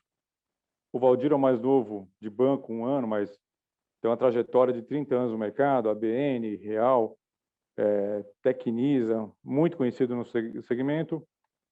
Minha parte técnica, ela tem a Fabiola, que era Bradesco e Queiroz Galvão, né? E o Potenza, que hoje ele era do meu time na PJ e hoje está cuidando da pessoa física, que é a novidade que eu vou falar daqui a pouco sobre o repasse, né? Uma pessoa também com 30 anos de experiência, muito tempo de banco, de Cirela, de Elbor. Então, assim, é um time que conhece não só banco, mas conhece o outro lado da mesa também, né? O lado de vocês. Então, apesar da equipe ser enxuta, mas no dia a dia, quando a gente precisa conversar, está fazendo uma obra, tem algum probleminha de medição, alguma dificuldade de liquidez, a gente tem essa facilidade de poder conversar e entender onde que está a dificuldade, né? Realmente é uma equipe especialista aí, com a tecnicidade muito boa em poder apoiar o produto. Pode ser, Cida. Isso aqui é só um overview, né? Tem muita gente que se surpreende quando a gente fala que o Safra tem, né, o plano empresário. Eu pedi para elencar algumas coisas. O primeiro aqui, da Tecnisa, em 2006. Depois fizemos em Belo Horizonte, Fortaleza, Juazeiro do Norte, Balneário Camboriú. Tem muitos clientes nossos que falam assim, pô, mas você só atua em São Paulo. Não, não. Realmente, são mais de 104 empreendimentos feitos, né, durante todo esse período. Dá em torno de 2.300 milhões de financiamento que nós já fizemos, né? Sempre até o ano passado a gente não tinha repasse, então a gente financiava toda a obra e lá na frente, quando acabava a obra no Habits, os grandes bancos, o Bradesco, Itaú, Santander, Banco do Brasil, acabavam fazendo a interveniência aqui com a gente e liquidando. Essa é um pouco a cabeça do antigo acionista do banco, do Alberto, né? Quando o Davi assumiu o ano passado, né, o Davi Safra, como ele já cuidava da pessoa física, do private, do mercado de capitais, né, do IB, Investment Bank, ele falou assim, poxa, a gente faz o financiamento da obra e a gente não faz o repasse, eu quero fazer isso. Eu quero também ter uma linha aqui de longo prazo, né, que a gente possa atender toda a cadeia do setor. É lógico que o banco vai olhar, assim, realmente um padrão um pouco mais alto, né, de médio para alto, não necessariamente descartar o que for mais baixo, mas aí a gente vai olhar o crédito de cada mutuário. Já temos algumas operações rodando no repasse. Como eu falei, quem está lá é o Potenza, né? E montaram uma equipe agora de pessoas de mercado, porque a gente sabe que o repasse A gente está vendo os grandes bancos agora brigando aí com as taxas bem baixas e atrasando um pouco aí o SLA deles. Mas a nossa ideia é que a gente não atrase, a ideia é que a gente consiga realmente atender o cliente, né, vocês, tanto na PJ e depois também transformando na PF, tá? Então, esse aqui é só um pequeno overview para vocês entenderem, né, as praças que a gente atua, e tem muito mais coisa do que isso, obviamente, né? Pode seguir, Cida. Aqui eu acho que é realmente o grande foco que a gente estava esperando aqui na reunião, né, o plano empresário. Hoje, o plano empresário dentro do Safra, a gente trabalha em duas modalidades. A gente trabalha na taxa fixa mais TR, mas em função até do que a Priscila e o Lucas falou aqui, está difícil cada vez mais a gente especificar, né, algo que é na taxa pré-fixada, porque estão prevendo 4, 4,5, depois 5, 5,5. Então, acho que não só o Safra, mas eu tenho conversado com alguns clientes e a gente percebe dos outros bancos também uma certa dificuldade em voltar a ser aquela taxa convencional que a gente fazia lá atrás, né? TR mais alguma coisa e tocava a vida. Em função disso, o que o Safra fez? Desde o ano passado, a gente começou a trabalhar com a taxa flutuante, né, que a gente chama de step down. Ela é muito parecida com poupança mais, mas a gente consegue abrir ela, né, em algumas faixas de valores, ou então também abrir com percentuais de 0,25 a 0,50. Então, o cliente consegue fazer na curva da obra dele, né, porque às vezes a gente contrata o plano empresário que a obra não começou, a obra vai começar daqui a 6 meses, daqui a 8 meses, ela vai durar aí 18, 24 meses de obra. Então, quando a gente dá essa opção, o cliente faz a projeção na curva, né? Eu vou pedir aqui para o Ricardo, do meu time, detalhar um pouquinho mais isso, porque a gente percebe que tem cliente que já conhece e tem cliente que não ouviu falar ainda, né? Que atua com grandes bancos aí e os grandes bancos não têm apresentado essa modalidade. Ricardo, fala um pouquinho, inclusive, também dos gatilhos que a gente tem, né? Que a gente reembolsa na primeira parcela, por favor. Bom dia. Bom, primeiramente, é um prazer imenso aí estar com vocês hoje, tá? Obrigado pelo convite, tá? Então, entrando um pouquinho mais, né, no plano empresário, até recapitulando um pouquinho os anos anteriores, né, a gente vê que o mercado veio de uma Selic a 14%, depois teve aquele boom de extratos, né? Então, de uma maneira geral, os bancos precisaram se reinventar, né? E a taxa flutuante, que a gente chama de step down, é o modelo mais fácil que a gente encontrou para enquadrar tanto para atender vocês quanto para atender o banco, né? Ser um ganha-ganha, né? Então, como que funciona essa modalidade? Na verdade, o banco ele financia hoje, em média, em torno de 80% do custo de obra, tá? Pede como gatilho para início dos desembolsos de 15% a 20% de obras em média e de 30% a 40% de vendas em média, tá? E essa taxa, a modalidade de step down, ela funciona da seguinte forma: o banco ele deixa uns ranges no contrato de vocês no seguinte sentido: se a Selic tiver até 3, sua taxa vai ser TR mais X. Se tiver de 3 a 4, sua taxa vai ser TR mais Y. E vai até o teto estabelecido pela Dilma lá atrás, né, da Selic de 8,5, né, para um máximo no contrato de, sei lá, TR mais 10,5, TR mais 11. Então, vocês sabem sempre onde vai oscilar a taxa de juros de vocês dentro do período, independente de como se posicionar a Selic nesse momento, né? Então, antigamente era muito comum os contratos serem precificados a TR mais alguma coisa, né? Essa modalidade vocês conseguem ter um ganho financeiro, né, e conseguir acompanhar um patamar menor de taxa, né? Por mais que a Selic vai se comportar nesses patamares até o final do ano na casa de 4, 4,5%, que foi comentado pelos economistas, mas vocês sabem sempre desenhar um cenário, né? E a gente estuda sempre dentro do prazo de obra de vocês. Então, às vezes é uma obra que já foi iniciada ou até mesmo uma obra que vai ser lançada daqui a algum tempo. Vocês vão ter o período aí de captação de vendas até o início da obra. A gente precifica sempre em cima da curva e do repagamento pós-término da obra, tá? E aí, entrando um pouquinho mais também no plano empresário, como que funciona aqui dentro do Safra? Hoje, todo o enquadramento que eu faço para vocês é dentro da carteira de poupança, tá bom? Então, a gente tem alguns players no mercado que enquadram em CDI. Não, a gente faz todo o enquadramento dentro da carteira de poupança, tá? O banco, ele te dá carência do principal ao longo da obra, então as empresas pagam juros em cima do saldo do devedor conforme as liberações mês a mês, né? Isso é acumulativo até o término da obra. Pós-término da obra, o banco tem olhado de 6 a 9 meses de carência, que é o timing para entrar os repasses, seja pelo Safra, seja por outros bancos, né, para amortização da dívida. Se eventualmente no término da carência ainda sobrar algum saldo remanescente, o banco costuma parcelar em 6 PMTs, tá bom? Então é assim que tem funcionado o plano empresário. Essa apresentação a gente vai mandar para vocês também ao término da nossa conversa, tá bom?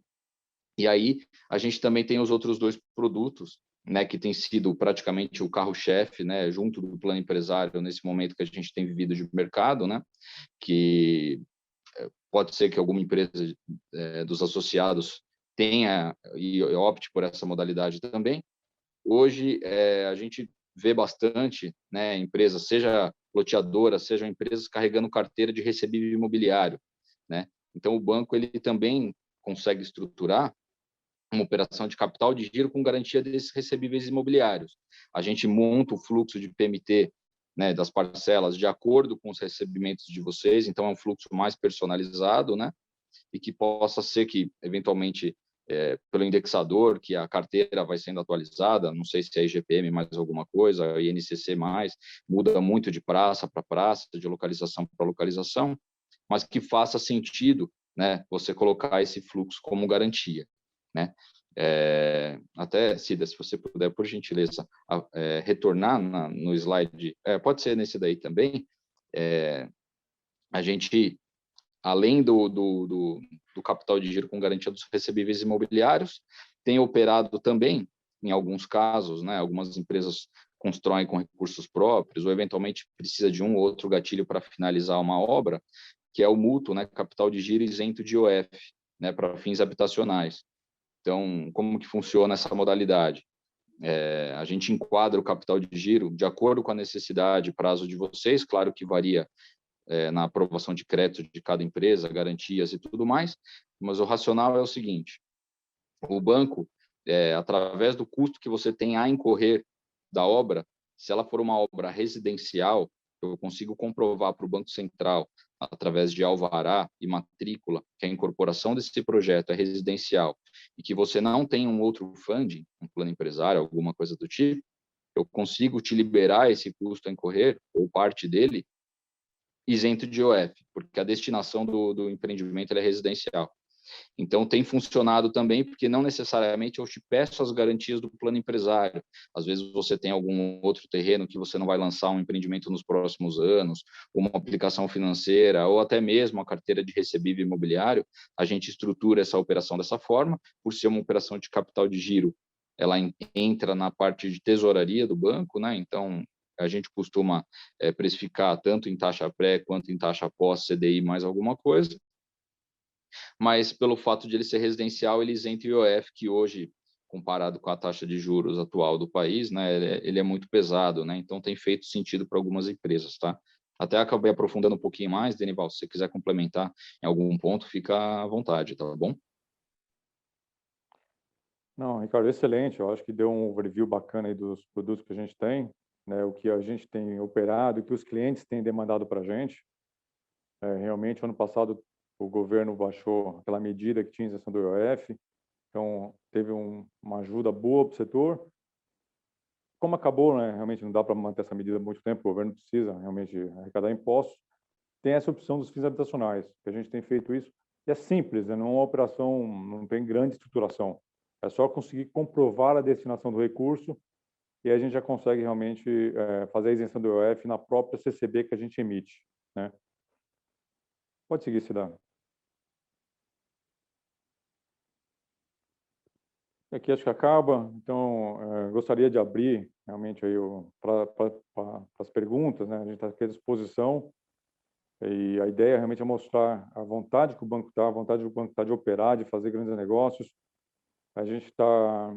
O Sudeste aqui normalmente ele volta mais rápido, né, por causa da economia, mas a gente já tem visto essa retomada, principalmente no Nordeste, litoral norte da Bahia, a gente tem acompanhado bastante coisa acontecendo, até por causa realmente das pessoas querendo ir para uma casa, para uma condição melhor, né, depois desse home office. A gente entende que isso vai ser um híbrido, né, provavelmente daqui para frente. Entendemos que vir para o escritório é importante, porque se tem a sinergia, as coisas acontecem, mas a gente vê que muita empresa vai optar realmente por ter as duas opções. Temos visto algumas plantas já, né, desenhadas justamente dessa forma. Às vezes é uma planta um pouco mais compacta, mas com pontos de office, né, em vários pontos da casa, da residência. Né? Então, isso é excelente, a gente está vendo o mercado voltando, São Paulo está bem aquecido, e a gente está participando, é óbvio que o Safra não vai querer ser um Itaú, um Santander, a gente não tem nem poupança para tudo isso, mas sim, a gente tem poupança para ser mais um banco na carteira de vocês, né? Definir o empreendimento, que é bacana, que a gente entende que está no perfil do banco, fazer o repasse também, que eu acho que isso é uma novidade boa no mercado. Eu acho que o mercado tem poucos bancos, a gente precisa ter mais competitividade, para poder realmente ajudar toda a cadeia. Então, senhores, estamos à disposição aqui para as perguntas, qualquer dúvida que tiverem. Eu tenho uma pergunta. Pois não, Marcos. Duas coisas preocupam muito os incorporadores. E aí eu vou citar aqui o exemplo de outros bancos, só para entender como é que vocês operam. Por exemplo, o Bradesco, ele entende que os recebíveis e o terreno e a edificação, a evolução da obra, ela faz parte das garantias para o valor que ele está emprestando. Já o Santander, ele considera como garantia apenas os recebíveis. Isso cria uma dificuldade naqueles empreendimentos que não têm uma velocidade de venda alta, porque o banco começa a fazer os repasses, né, liberando o financiamento daquela a etapa da evolução da obra. Quando ele não considera a evolução da obra como garantia e ele não teve venda, e esse empreendimento não teve venda, as garantias elas vão se encerrando, né, porque o que você tem de recebível não é suficiente para fazer frente àquilo que o banco já está liberando. Em determinado momento, o Santander simplesmente diz assim: está suspensa as próximas liberações, porque você não atingiu aí essa meta de garantia. E isso é um problema enorme, porque nós que estamos no mercado, a gente entende e não existe imóvel pronto que não tenha sido vendido, né? Ele pode ser vendido até por um preço mais baixo, e aí fica a encargo do incorporador dar um desconto maior para fazer frente ao recurso que vai fazer o pagamento do banco. Mas quando isso não acontece, a falta do recurso para a conclusão da obra gera um esqueleto interminável, que é a quebra da empresa e um prejuízo para o próprio banco. Já o Bradesco, ele considera essa evolução da obra como garantia, e ele garante que essa obra seja concluída. Então, era entender como é que o Safra ele considera essa garantia. E também, na parte do repasse, é um outro problema que nós enfrentamos, quando a gente não tem velocidade no repasse para transferir a dívida da incorporadora para os mutuários, né? Isso aumenta o custo da taxa de juros. Então, essa seria uma, e saber se o Safra ele cobra alguma taxa para anuir os contratos, caso os clientes façam a opção de financiar por outro agente financeiro e não fazer um repasse dentro do próprio banco. Excelente, Marcos. Boas perguntas, realmente. A gente aqui no Safra, nós olhamos... Eu só estranhei você falar que o Santander só pega o recebível, tá? Porque normalmente a estrutura do plano empresário, as garantias são a hipoteca, a fiança dos sócios da SPE, mais os recebíveis. Aí tem os índices que eles calculam, né, 1.2, 1 ou 1 só. Não, ele pega também a hipoteca, ele também pega a hipoteca. Perfeito. Pega assim, ele só não considera a evolução da obra como... Entendido. Não, perfeito. Então, é justamente isso. Na verdade, sim, aqui no Safra, a gente olha muito empreendimento também, para ver se ele é um empreendimento que está adequado ao mercado. É óbvio que as empresas, vocês contratam empresa de focus group, trabalham, vê se o mercado está aderente, se o produto vai ser bom. A gente faz a mesma coisa aqui. É lógico assim, ninguém quer que fique esqueleto. é prejuízo para o banco, é prejuízo para a empresa, né? Só que a gente, quando considera que a gente quer ter que, pelo menos durante a obra, você tenha a condição de ter o repasse lá, que a gente consiga, você consiga amortizar o banco lá na frente. Porque se você começar uma obra, você tem um prazo de denúncia de 6 meses, então você tem um termômetro se a obra foi bem vendida ou não. Se você tiver uma obra, essa obra não for bem vendida, vai ser um problema para ser discutido lá na frente. De qualquer maneira, o banco talvez vai ter que te pedir alguma garantia adicional, porque a garantia do próprio empreendimento, Marcos, ela é frágil, porque a súmula 380, quando acaba a obra, as pessoas que compraram essas unidades, elas podem vir no banco a qualquer momento e pedir essa hipoteca, como já aconteceu aqui no Safra muitos anos atrás. Eles quitaram, né? Exatamente, exatamente. E aí o que acontece? Você fica nesse ciclo, né? Se a obra for mal vendida, você não vai ter condição também de pagar o banco lá na frente, né? Então é por isso que o Santander, o Safra, o Itaú também, a gente olha muito a liquidez da carteira. Hoje, acabou aquele negócio de vender 100% no final de semana. Na época do boom, teve muito isso, aquele monte de distrato. Eu vendi 90 em 2 dias, agora em novembro. Agora? Excelente. Novembro de agora, 2020. E já está dentro da 90% nova em 2 dias. Pô, já está dentro da nova lei aí do distrato. Então, você está com a carteira boa. Né? Então, excelente. Esse empreendimento está excelente. Quer dizer, é esse que eu quero financiar para você. Já podemos conversar depois que acabar aqui a ligação. Então, te respondendo, sendo muito transparente contigo, é isso. A gente olha também realmente as vendas, né? A gente espera que no lançamento, normalmente aí tenha 30%, 40% de vendas, vende mais 25% ou 30% durante a obra e sobre uns 15% lá na frente. Respondendo à sua segunda pergunta, quando a gente entende que as vendas, ela pode ser um problema lá na frente, no início da conversa, quando a gente vai para o crédito, em vez de a gente pedir 6 meses de carência após a BITSE, a gente pode pedir um pouco mais. Isso é normal. Eu tenho contratos assim dentro do banco, tá? Então, em vez de ser 6 meses, eu peço 9, peço 10, peço 11, para que a gente tenha mais tempo, né, de que o repasse seja feito. Porque durante esse período você está pagando ainda só juros. Acabou essa carência, você vai pagar as PMTs. Aí são as PMTs mais os repasses que continuam caindo, né? Então, cai o repasse, diminui o saldo do devedor e recalcula as PMTs. Então, é muito importante, que é isso que eu te falei, que esse meu time aqui, como é uma turma que já veio de construtoras também, a gente, no início da conversa da operação, saia da prateleira. Marcos, o que você acha aqui? Como é que está o recebível dessa carteira aqui? Você vai receber muito durante a obra, você vai ter pouco recebível? Pô, vamos trabalhar diferente aqui na liberação.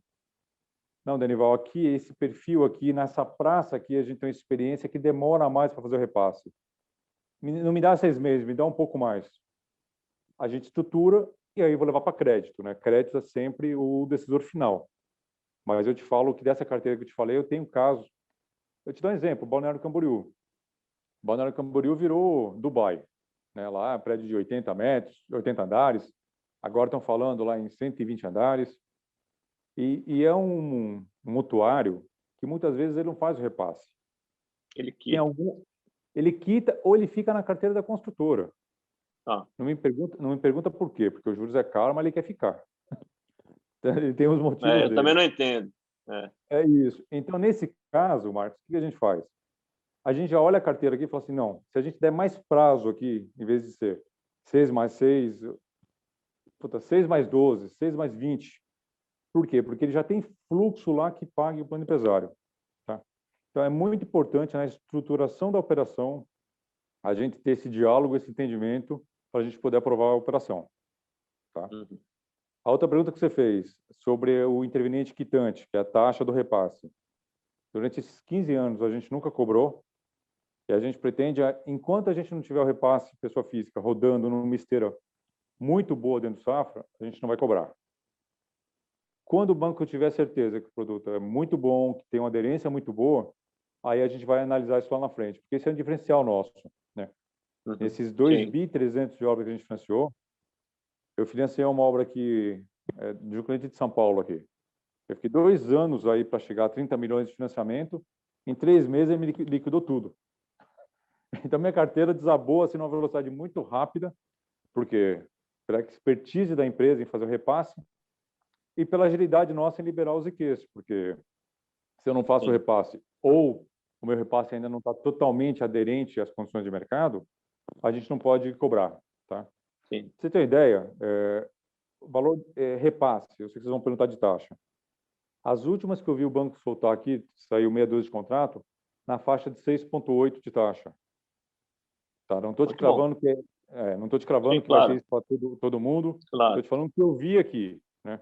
É lógico que o banco vai olhar a carteira dos clientes. A gente quer ter um perfil de médio para alto padrão que tem mais a cara do Safra, né? Sim. A gente até percebe isso assim fora dos grandes centros.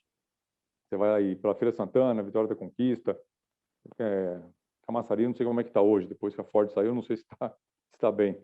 Mas quando você sai dos grandes centros, o cliente se assusta um pouco ainda com a marca do Safra, né? Sim. Eu estou financiando 2 obras em Piracicaba, no interior de São Paulo. Tem cliente que falou, pô, mas minha conta é no Bradesco, o cara do repasse. Não tem problema nenhum. Se o Bradesco te financiar, você vem aqui e me liquida o repasse. Tá? Então, sendo muito prático é isso. Enquanto a gente não tiver uma esteira de repasse efetiva, né, que tenha aderência, a gente não vai cobrar o IQ. Tá bom. Maravilha. Tá bom?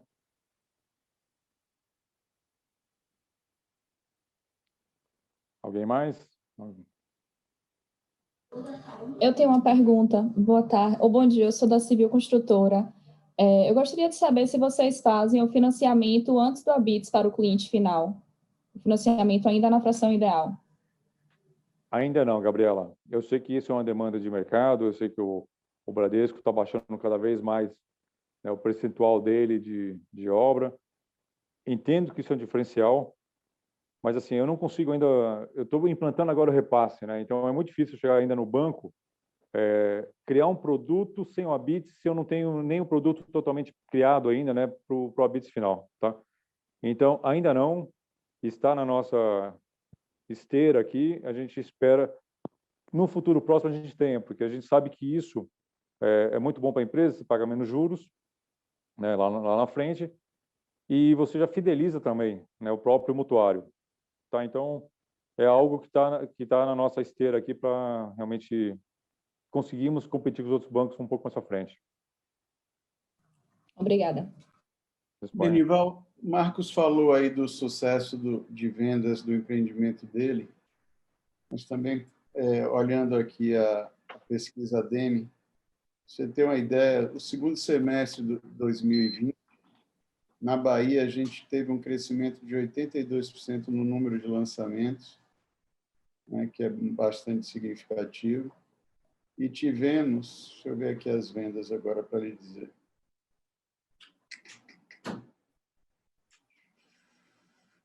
E tivemos um crescimento na Bahia de 10% no número de vendas. Salvador, a gente cresceu 19% as vendas, né? E quintuplicou, para você ter uma ideia, o número de lançamentos, até pelo que a gente já conversou aqui, a gente vinha desde 2014 aí, sofrendo um pouco e todo mundo tinha se retraído, né?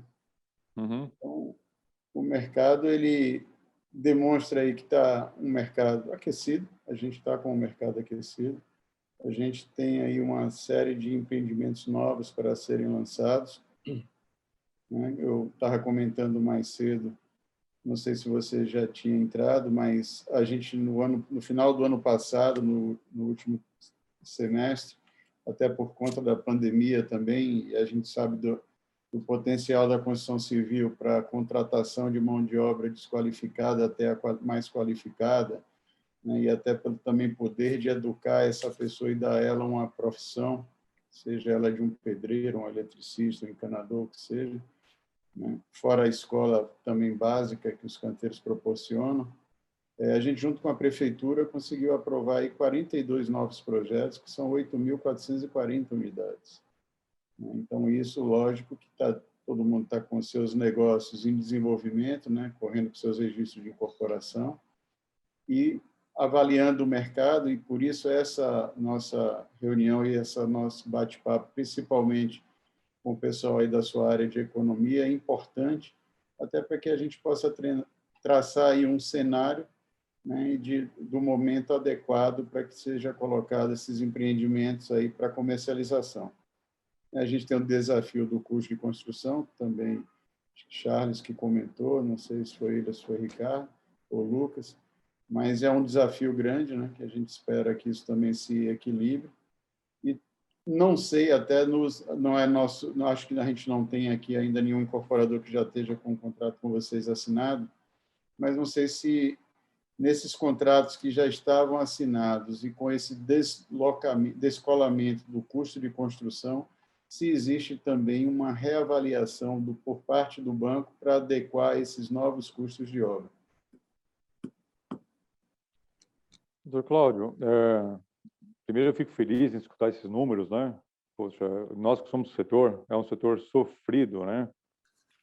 Como eu falei, eu sou engenheiro de formação, quando me formei, fui trabalhar em empreiteira, 3 obras eu quebrei. Então, eu e a família, falei para meu pai, você toca o negócio que eu vou para banco, vou para outra coisa, porque esse mundo é um ciclo muito longo. Nós somos os mal vistos, né, os incorporadores imobiliários, como se fosse um setor que causa danos. Pelo contrário, né, a gente desenvolve bairro, a gente gera muito emprego, a gente qualifica as pessoas. É uma cadeia enorme, né, desde o contratado direto até o indireto. Então, quando eu escuto algumas coisas prejudiciais ao setor, eu fico triste, porque não é realidade, né? A gente trabalha em regiões aí, realmente, regiões maltratadas na periferia. Esse programa Minha Casa Minha Vida, né? A gente tem aí MRV, Tenda, Canópolis, várias empresas fazendo coisas maravilhosas para atender essa população que tem um déficit tão baixo assim. Então, eu fico feliz com esses números. Eu acho que, com certeza, logo, logo a gente vai ter alguma operação com alguns associados, né? Estamos aqui abertos realmente para ouvi-los, para estruturar junto, para tentar ser mais um banco. Respondendo a sua pergunta sobre o custo, a gente está muito realmente antenado nisso, a gente está preocupado com isso. Ainda não tive nenhum caso aqui de nenhum cliente nosso pedindo para rever, né? E o que a gente tem feito, quando a gente faz aquele análise inicial, lá que tem o estudo de viabilidade, quando a gente falou que é até 80% do custo de obra que a gente financia, às vezes a gente sobe um pouquinho essa régua, sobe a 85%, dependendo do empreendimento, para ter um pouquinho de gordura realmente por causa do INCC. A gente está vendo falta de material elétrico, né? Falta de PVC, aço está uma loucura, né? Parece que tem 3, 4 meses de espera para comprar aço. Então, a gente está realmente preocupado com isso e estamos nos novos empreendimentos, a gente está tentando, quando a gente senta com o construtor, né, que ele fala lá o custo da construção, a gente tenta fazer algo junto, até com a empresa de viabilidade, tendo um pouquinho de sensibilidade já para uma gordurinha, porque senão vai acontecer isso que o senhor falou. Vai chegar no meio da obra, talvez tenha um descolamento muito grande, às vezes você não consegue jogar isso para a receita, igual o caso do Marcos, 90% vendido, já fica difícil de ter uma margem ali para majorar o restante das vendas, né? É excelente, ele está com o fluxo equacionado, mas aperta um pouquinho se tiver um descolamento aí do custo de obra. Então, como eu falei, é algo que a gente precisa realmente olhar muito com carinho na largada da operação. A gente está atento a isso. Preocupa assim um pouco, a gente entende o posicionamento do banco, né? Mas quando vocês colocam assim um percentual às vezes muito alto de comercialização, hoje eu não sei se é bom vender logo tudo como Marquinhos ou se é bom vender pelo menos a metade para ele ter essa margem, né, de manobra. Exato. E um outro dado aí bem interessante que a gente tem, né, é que a Bahia é o 4º estado com maior déficit habitacional, né? São Paulo, Minas, Rio, depois Bahia. Então, um potencial grande, óbvio que a gente sabe dos nossos desafios, mas é o 4º estado aí com a maior necessidade e déficit habitacional em todos os níveis, né? Desde o Minha Casa Minha Vida ao alto padrão para as habitações. Claro, doutor. Então, eu acho que nós começamos muito bem esse relacionamento, né? Essa troca de informações com vocês. É a primeira associação, apesar de a gente conhecer a DEME, né, do Brasil inteiro, a Abrainc, várias instituições do setor. Parabenizar o Charles aí, né, nosso officer do MIDO aí da Bahia, que proporcionou esse encontro. Como o senhor falou, é o 4º mercado do crédito imobiliário, que sofreu demais, né, muito estoque aí. Eu acho que teve muitas empresas também que fizeram muita coisa exagerada, né? O mercado proporcionou isso alguns anos atrás, né? E aí a gente paga o preço, mas excelente. Eu fico assim super contente de escutar esses números e quero ficar à disposição aqui. Eu acho que a ideia é essa, é ter um canal de conversa, né? A gente poder sentar com o empresário e discutir as operações. Mas só mais um número aí que você tocou no tema disponibilidade, que a gente não gosta de chamar de estoque, que passa uma sensação ruim, e que é aquilo que não vendeu, né? Sim, sim. A gente coloca como disponibilidade, mas Salvador, hoje, você tem em torno de 2.200 unidades disponíveis para comercialização, entre unidades em produção, prontas e em lançamento. Então, também aí demonstra, e aí foi pela velocidade de venda que cresceu, né, esse momento. O mercado, estava conversando com o Charles, acho que antes de você chegar, essa movimentação e essa mudança de comportamento, como home office, propiciou muita coisa, principalmente para a gente aqui, que tem muita família, muito filho, neto, que foi trabalhar em São Paulo, foi trabalhar no Rio, foi trabalhar no exterior, e com o home office retorna para a sua cidade, né, e vem em busca de um imóvel. As pessoas daqui, como você disse aí, do litoral, aqui na Bahia, principalmente, né, indo morar no litoral e reduzindo o seu apartamento aqui ou mantendo ele para ter um ponto de apoio na cidade, mas indo morar praticamente nessa segunda residência. Então, esse movimento todo ele tem contribuído. A gente investiu muito em pesquisa, que também depois a gente pode encaminhar para vocês, não só sobre essa parte de demanda, venda, mas também sobre mudança de comportamento dos nossos clientes, né? Daquelas pessoas que estão interessadas e que compraram um imóvel para poder a gente saber o que é que eles querem, o que é que eles pensam e de que forma esse momento de pandemia tem interferido aí até nas análises deles, nas horas de fazer a sua cotação e a sua compra de um imóvel. Então, eu acho que tudo isso contribuiu, né? Você vê que e aí em São Paulo também eu vi que foi a mesma coisa. A gente a partir de abril, maio, vê assim um crescimento muito grande nas consultas através dos chats, né? Dos atendimentos online, e acabou que ainda bem para todos nós se concretizando em venda ao longo desse segundo semestre de 2020 e que ainda permanece nesse primeiro trimestre que a gente está. Então, era esse só o resumo que eu queria para concluir minha participação, deixar aberto aí para também os outros colegas de entidade aí se manifestarem e vocês também, se tem mais alguma coisa para passar para o pessoal. Claro, estou à disposição aqui, doutor. Uma coisa que eu vejo assim, o Safra, como você falou, ele não é uma marca que nos centros que não são as capitais ele pode assustar, mas nas capitais ele tem uma presença forte e é uma marca forte. Eu diria que seria uma marca de grife, né? Um banco de grife. E é um banco muito forte, com uma vantagem de decisões rápidas, né? Como você estava mostrando aí, essa possibilidade de você estruturar operações que em outros bancos é praticamente impossível, aí no Safra, eu acho que isso é um diferencial importante que vai atender às muitas necessidades aqui dos nossos associados. Poxa, Marcos, é isso mesmo. Acho que você acertou na visão. Felizmente, quando a gente coloca uma placa nossa no empreendimento, a gente tem um retorno empresário dizendo que tem uma procura, às vezes maior, aí a gente não sabe se é a placa só, se o produto também é bom, mas é uma placa forte, né? Acho que mostra para a vizinhança, para a situação que mais um banco, né? Um banco com essa solidez toda que nós temos, né? Um banco com mais de 100 anos aí realmente ajuda. Então, realmente é isso. A gente vê alguns bancos assim. E eu tenho colegas aqui dentro do banco da área de crédito, por exemplo, quando eu propunha um capital de giro para a consultora, parecia que eu estava brigando com alguém aqui dentro, né? A coisa não andava. E quando a gente mostra que é lógico, o setor ele não pode ser muito alavancado, porque é um setor que é de longo prazo. Mas o capital de giro tem uma destinação para pagar uma parte de um terreno, para fazer o início de obra. Você olha a estrutura da empresa, você vê que é uma empresa que realmente toma né, o crédito, olhando o empreendimento, é um crédito saudável, porque o CDI está baixo hoje. Quando estava 14%, ficava inviável você tomar um capital de giro, pagando IOF, tudo para colocar numa compra de terreno. Hoje, como eu falei, tudo depende também. Porque a gente está vendo aqui em São Paulo também uma turma que está se alavancando demais, às vezes não compra o terreno, monta um CRI, sabe, se alavanca de uma forma que às vezes assusta um pouco o nosso crédito. Mas quando a gente olha para uma empresa que toma esse recurso para algo determinado, né, porque está difícil comprar terreno hoje, acho que no Brasil inteiro, bons terrenos, né?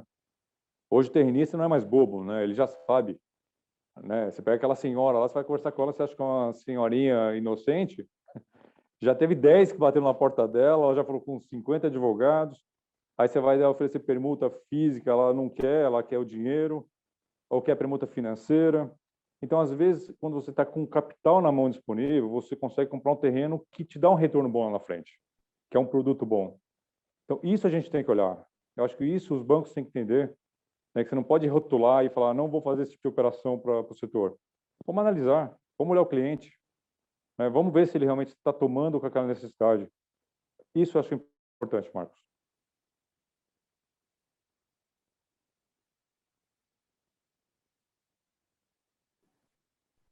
Então, Denival, Charles, Ricardo, agradecer a vocês aí por esse encontro de hoje, muito bom. Feliz e, mais uma vez, reitero aí de saber que o Safra está com essa disposição de atuar no mercado imobiliário e tem apetite aqui pelo nosso estado, pela nossa cidade, né?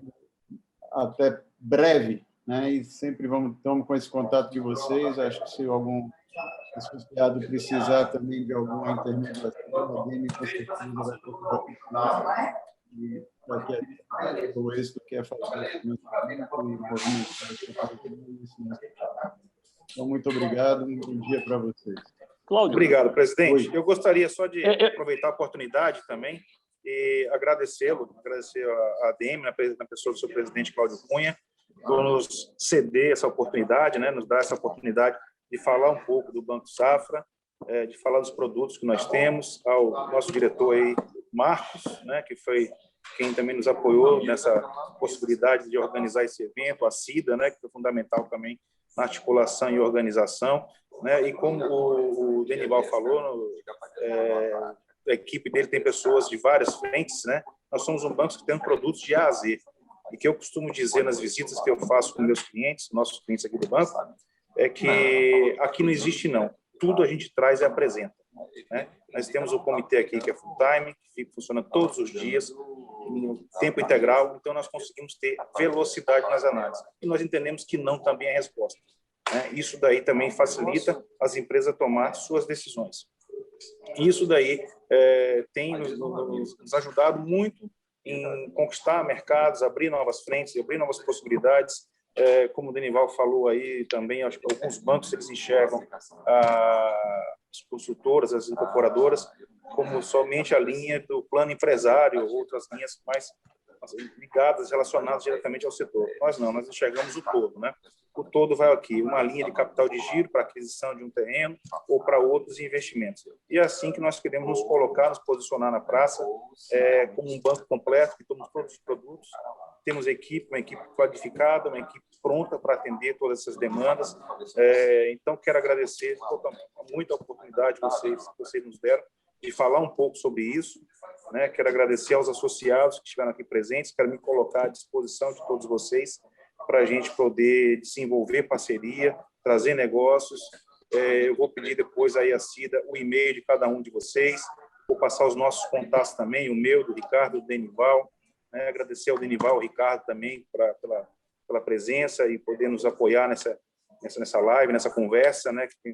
Que foi muito produtiva, a Priscila também e o Lucas, que não estão mais conosco, mas que trouxeram fatos importantes e relevantes aí da economia, do momento político, das perspectivas de futuro.